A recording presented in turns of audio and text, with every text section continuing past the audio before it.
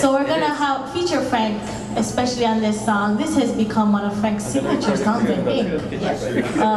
It's a song written by Prince William Pitleleo Hoku. He was one of Nalani Eha, sibling to Liligo Kalani Kalakaua and Princess Miriam Ike.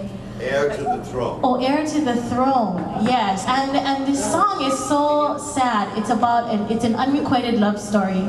Heir to the throne that he was in love with this girl, but she never loved him back. I don't know, maybe she had better offers. I don't know, stupid girl, whatever.